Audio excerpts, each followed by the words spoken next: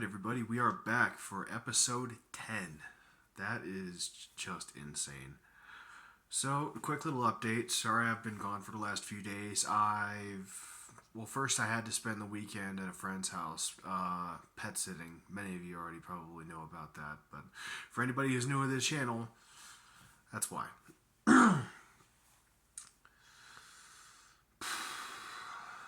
Today's subject is actually going to be kind of hard for me to talk about, which sounds crazy, in light of the stuff I've shared so far. But, all my stories are deeply personal, but this one here, well, as you probably saw in the title, this video is about rock bottom. More specifically, the day I found it. So, in my years when I used to use heavier substances, like amphetamines, for example, there would be time periods between my periods of active use. And normally that would be, like, say, I went away to do a job, like, for example, when I used to be a trucker, or when, excuse me, or when I just moved away and wound up coming back. There were great periods of time, sometimes several months, in between periods of usage. For a normal person, you might think, well, why didn't you just stay off the stuff? And that, I'll explain that here in a minute.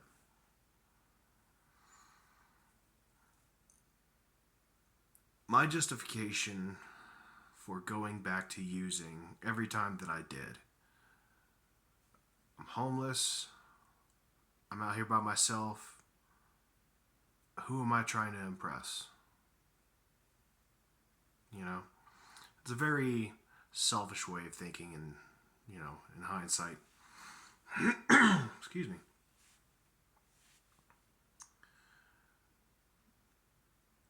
And that's what I used to justify going back to drugs every single time that I did, really.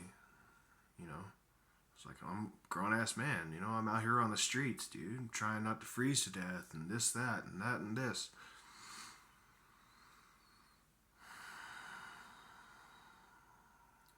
Until one day, more specifically July 4th, 2019.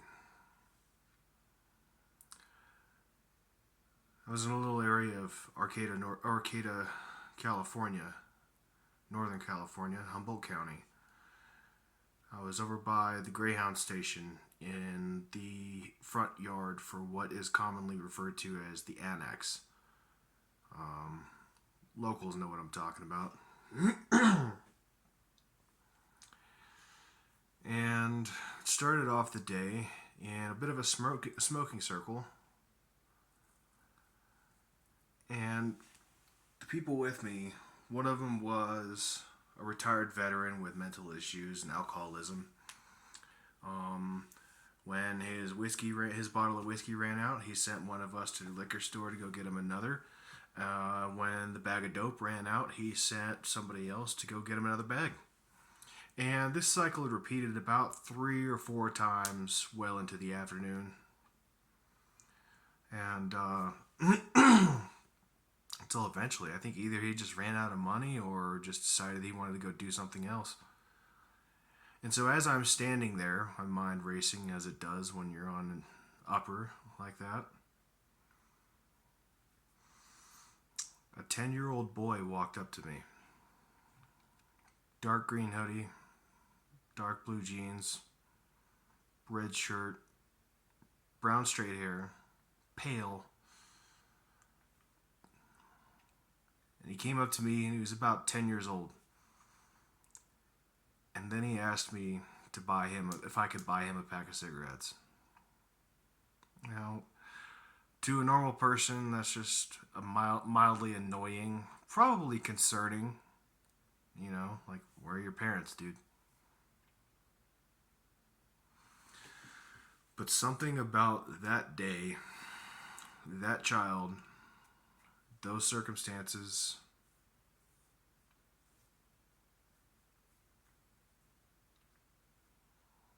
I don't know, something just broke.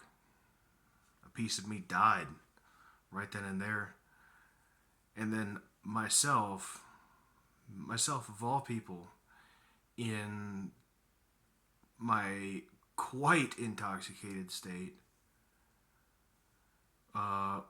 was compassionately but sternly warning, this is not what you want, dude. Like, and with as morally flexible as I was back then, I was saying to the kid, like, listen, if you had asked me for a joint, that might have been one thing, but I can't just go and buy a little kid a pack of cigarettes.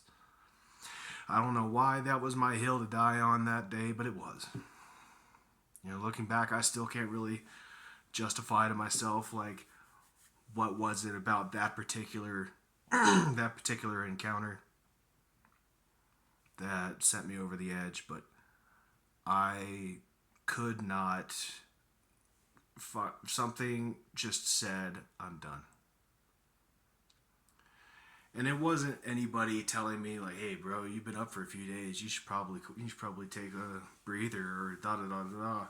No, something from the very center of my being, growing outwards, was telling me, "I don't need this anymore. This is bullshit. I'm done." So I rode out the rest of the high for the next couple of days. I think I wound up doing some acid towards the end of that. And when I came back to Eureka, where I was originally staying, it's just the next town over, like 8 miles. I remember having the taste of that stuff still in my mouth from using.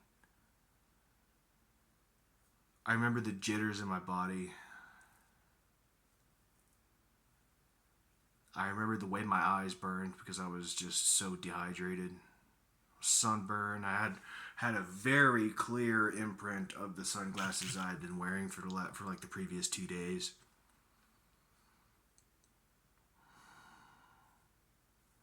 And I didn't make a big announcement of it. I didn't tell everybody, "Hey, I'm quitting crank." I just didn't want to do it anymore. Does that make sense? Like, I understand it's a big change, and normally people want to celebrate that kind of thing, but I didn't feel that it was worth bringing attention to, I just quietly decided to myself, like, I just don't feel like doing it anymore, I could use 1,000,001 different justifications to quit. Like, oh, the quality is not what it used to be. It's always cut with this, that, or the third, or it's it's just everywhere. Like, what's the point? I just something in me died when that little kid asked me to buy him a pack of cigarettes.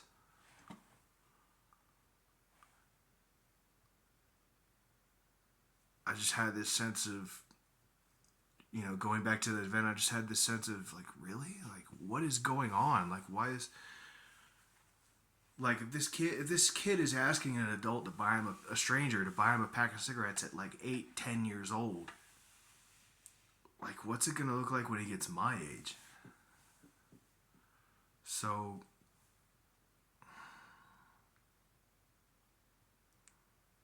a little part of me died that day. It's still gone, even to now.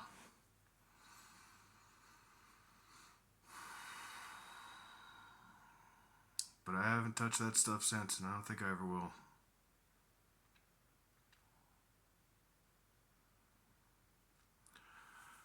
The point I'm trying to get at by telling you guys this story,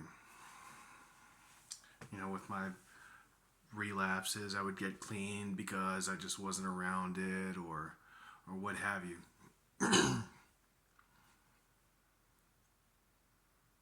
I wasn't ready to quit until I guess I was ready to quit.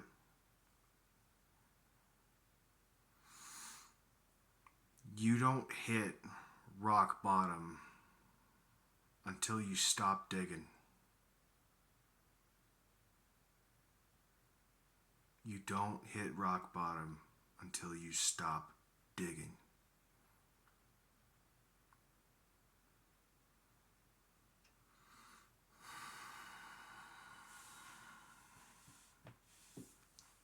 For some reason, that day in 2019, I stopped digging. And there was nowhere to go from there but up. You know, I was still homeless for another 3 years after that. Didn't matter. I could manage. I knew how. I understood what life was like before I started using, and I was okay with not using anymore. I didn't have cravings when I saw shows like Breaking Bad the way I used to. That was one of my things. When I was still in active addiction, I could watch shows like Breaking Bad, but for me, it was kind of like a sex addict watching porn. Does that make sense? Like, I'm sorry for being graphic, but you know, like you're not doing the thing, but it's, you get what I'm trying to say.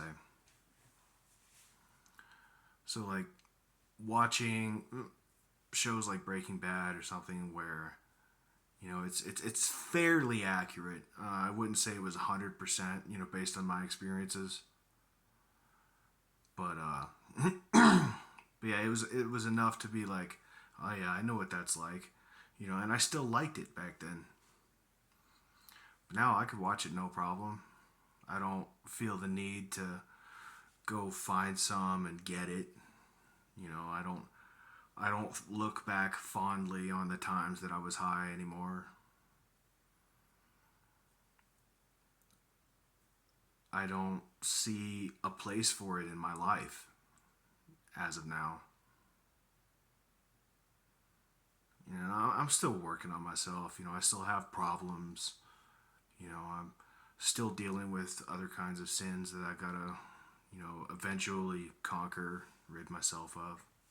You know, some of them, you know, you think you're done with it, and then, you know, out of nowhere, when your guard is down at like 3 a.m. on a Saturday night, suddenly all your problems come back to remind you that you're not as big as you think you are.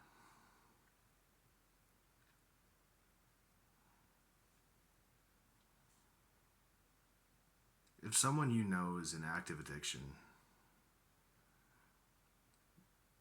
they're not going to quit until they're ready to quit. As brutal as that is for everybody in their lives, you know, all the people that care about you, you're not going to stop until you're ready to stop. I hope you're ready to stop soon.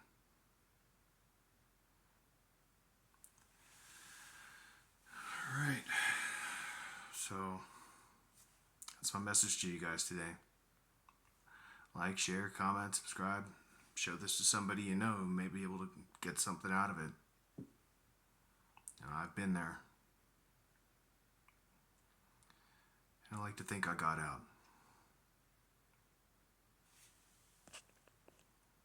See you tomorrow, guys.